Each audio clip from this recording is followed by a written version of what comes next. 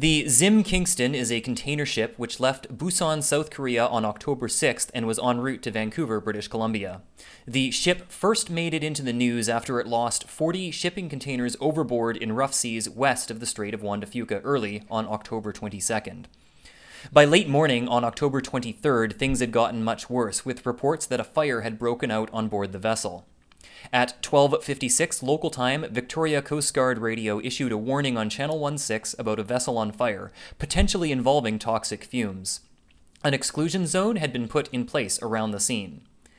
By 13:30, INET crews were on scene at Clover Point and observed a Coast Guard plane surveying the situation and what appeared to be a Coast Guard boat on scene as well. After that, it was reported on Coast Guard radio that placards with UN number 2201 were spotted on board the vessel. According to hazardous materials databases, UN number 2201 is the UN number for nitrous oxide.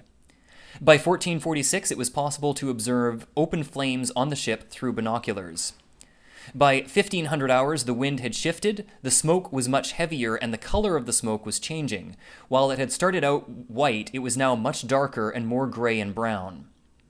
At 1525, a cable-laying ship, the Cable Innovator, called into Coast Guard radio and asked if their assistance was required.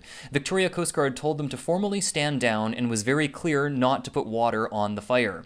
The smoke was also described by Coast Guard at this time as toxic. By this time, a rather large crowd had gathered at Clover Point, and an off-duty Navy officer told INET that the fire was a metal fire. Local news crews were also on scene by this point.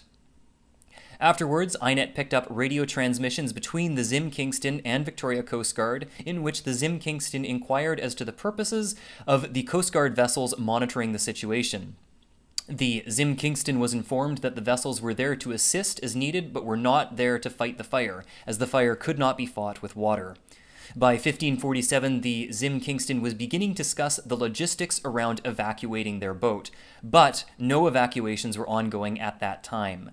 Marine AIS traffic also indicated that another Coast Guard vessel, the Cape Naden, was en route to the scene. Sometime after 1700 hours, the first crew members aboard the Zim Kingston began to be evacuated.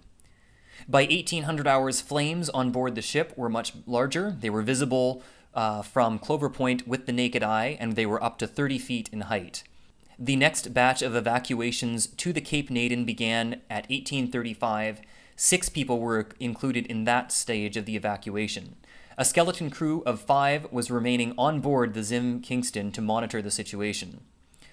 The Cape Naden arrived at Ogden Point not long after 7 p.m., where the 6 evacuees disembarked and were greeted by Victoria Police, fire, ambulance, and immigration officials. And as of 8 p.m. Pacific Daylight Time, 5 people remain on board the still burning Zim Kingston.